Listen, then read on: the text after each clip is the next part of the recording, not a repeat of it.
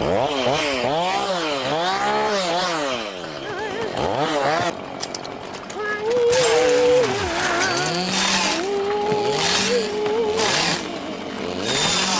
well, you're too late. What's the matter with you? You're trying to hurt someone? Why, you?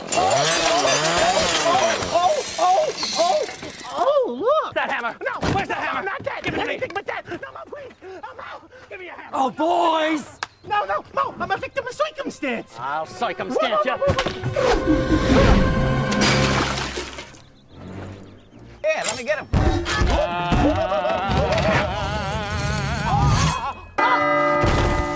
Be right there. Come on, get going. Here we go. Remove Sister M&M, but watch out, her head crushes her. You, help out. You, grab that bucket, splash some water on her. Oh! So, hey guys and welcome to another video of my channel. And jokes apart, पर आज के video में हम बात करने वाले हैं the flash movie की। और द फ्लैश मूवी डीसी की सबसे इम्पॉर्टेंट मूवी है क्योंकि यही ये मूवी होने वाली है जो कि आने वाले नए डीसी यूनिवर्स की शुरुआत करेगी। और फ्लैश मूवी का ट्रेलर अगर आपने नहीं देखा तो इस ट्रेलर को देख लीजिए। अगर आप अब तक डीसी को फॉलो नहीं करते तो आप इस मूवी से स्टार्ट कर सकते हैं। बस Batman versus Superman, man of steel और जस्टिस लीग स्नाइडर कट या नॉर्मल वर्जन देख लेना। ओके, तो चलिए फ्लैश मूवी की बात करते हैं क्योंकि ये मूवी और इसका ट्रेलर बहुत सारे सवाल खड़े करते हैं। जो डीसी के फैंस नहीं है उन्हें तो ये भी कन्फ्यूजन हुआ होगा कि ये सुपर गर्ल कौन है और ये नया बैटमैन कौन सा बैटमैन है। और इवन जो हार्डकोर डीसी फैन है भी उनके लिए भी ये मूवी काफ़ी सारे सवाल को अनआंसर्ड छोड़ती है। जैसे कि अगर ये रिबूट मूवी है तो इसके बाद बेन एफ्लेक के बैटमैन का क्या होगा, क्या वंडर वुमन इस मूवी में अपीयर होगी या नहीं होगी, और भी बहुत सारे सवाल। और सबसे बड़ा सवाल तो ये है कि आखिरकार इस मूवी का मेन विलन कौन है। तो आज के वीडियो में इन सारे क्वेश्चंस को आंसर किया जाएगा। Without wasting any more time, चलिए वीडियो को शुरू करते हैं। Can I be your superhero? Superhero.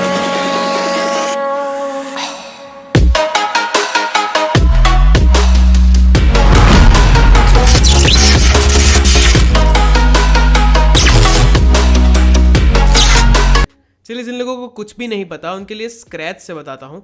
तो गॉथम सिटी में कोई प्रॉब्लम होगी जिसे बेन एफ्लेक का बैटमैन सॉल्व कर रहा होगा और उसमें वो फ्लैश की हेल्प लेगा। क्योंकि आप ट्रेलर में देख सकते हो कि डिस्ट्रक्शन अलग लेवल का हो रहा था, तो शायद प्रॉब्लम कोई बड़ी है जिसके लिए बैटमैन को फ्लैश की हेल्प चाहिए। और इसी फाइट के दौरान फ्लैश गलती से अपनी स्पीड लिमिट को क्रॉस करके टाइम ट्रैवल कर देगा, बिल्कुल इसी तरीके से जिस तरीके से उसने जस्टिस सोसाइटी की रीसेंट एनिमेटेड मूवी में किया था और वो एक अल्टरनेट यूनिवर्स में चला गया था। और अब क्योंकि उसने टाइम ट्रैवल कर दिया है तो वो सोचता है कि उसका खुद का जो ट्रॉमेटिक चाइल्डहुड था जहाँ पे किसी ने उसकी मदर को मार दिया और उसका इल्ज़ाम भी उसके फादर पे लगा, तो वो जेल चले गए और उसने पूरे ऑर्फन की तरह अपनी लाइफ को स्पेंड किया, वो उस चीज़ को, उस इवेंट को बदल दे। पर इसी चीज़ को करने के चक्कर में वो बहुत सारी प्रॉब्लम्स क्रिएट कर देता है बटरफ्लाई इफेक्ट की वजह से। यानी कि टाइमलाइन में छोटी सी छेड़छाड़ भी मेजर इवेंट्स को चेंज कर देगी।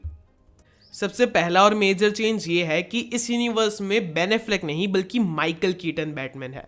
और हाँ, अगर आप डीसी के कॉमिक्स को जानते हैं तो माइकल कीटन थॉमस वेन होंगे। मेरे हिसाब से ये एक स्ट्रॉन्ग पॉसिबिलिटी है क्योंकि अगर आप इस यूनिवर्स के बैरी के एज को देखोगे और बैटमैन की एज को देखोगे तो इट्स ऑब्वियस कि वो शायद ब्रूस वेन नहीं थॉमस वेन है। स्टोरी में क्या होता है कि जिस तरीके से ब्रूस वेन की स्टोरी में उसके पेरेंट्स की डेथ हो जाती है और फिर ब्रूस अपने आप को बैटमैन बनाता है, इस वाले यूनिवर्स में ब्रूस को गोली लग गई और उसके दोनों पेरेंट्स बच गए। तो इसी वजह से फ्लैश पॉइंट की कॉमिक्स और एनिमेटेड मूवीज़ में अब थॉमस वेन को अपने बेटे के मरने का बहुत अफसोस है और वो खुद बैटमैन बनता है। और मार्था वेन जो कि ब्रूस की माँ है वो खुद हार्ली क्वीन बन जाती है क्योंकि वो पागल हो जाती है अपने बेटे को खोने की वजह से। दूसरा मेजर चेंज ये होगा कि इस यूनिवर्स में कालाइल कभी अर्थ पे आया ही नहीं, यानी कि सुपरमैन कभी अर्थ पे लैंड ही नहीं हुआ और उसकी जगह लैंड हुई कारा जोरेल।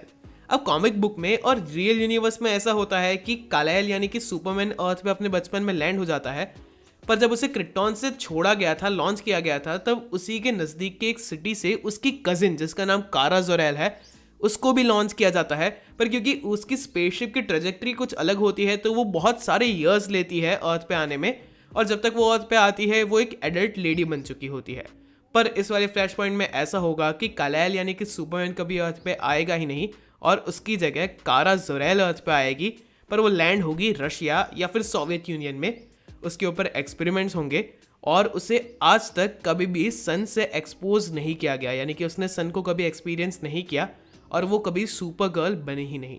अब जबकि कर्नल जॉर्ड मैन ऑफ स्टील की तरह अर्थ पे अटैक करेगा, तब अर्थ के पास अपना डिफेंडर सुपरमैन नहीं होगा और इसीलिए इस बार फ्लैश और माइकल कीटन के बैटमैन को सुपर गर्ल को ढूंढना है, क्योंकि फ्लैश को पता है कि ऐसा कोई ना कोई एलियन अर्थ पे ज़रूर आया होगा और उसे ढूंढना है उससे पहले कि कर्नल जॉर्ड सब कुछ डिस्ट्रॉय कर दे।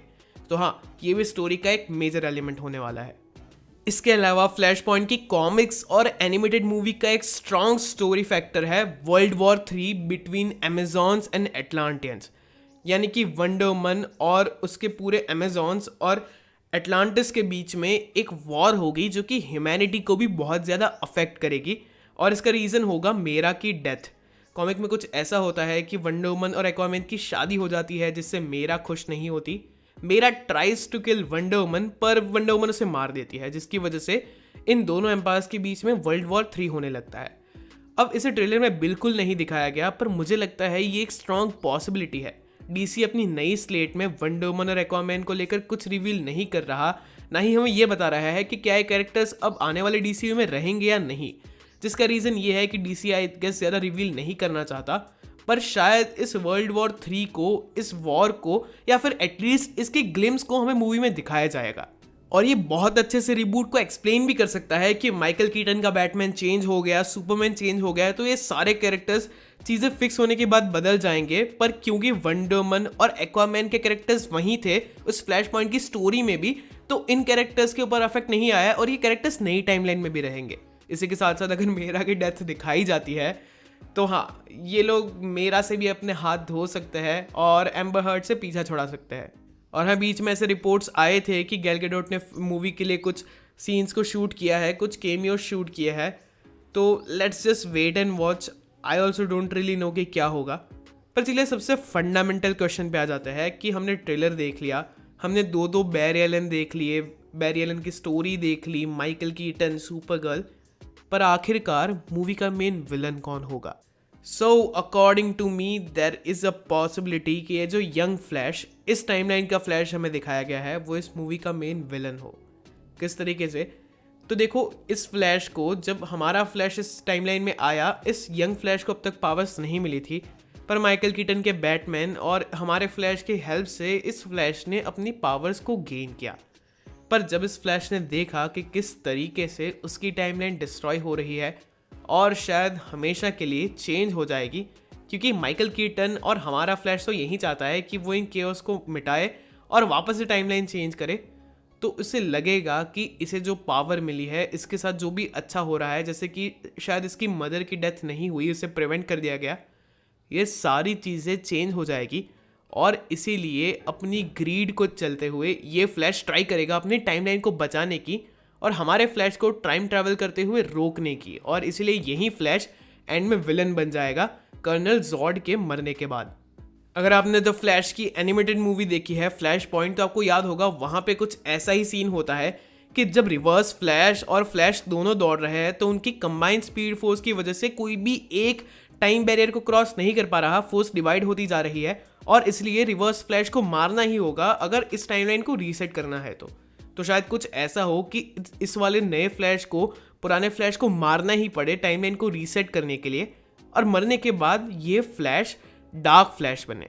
डार्क फ्लैश एक स्पीडस्टर के मरने के बाद जनरेट होता है, और अगर आप इस मूवी के कुछ मर्चेंडाइज देखोगे रिसेंट वाले और उनके आर्ट्स देखोगे, तो वहाँ पे उनके कॉस्ट्यूम्स डार्क फ्लैश से काफ़ी ज़्यादा सिमिलर है।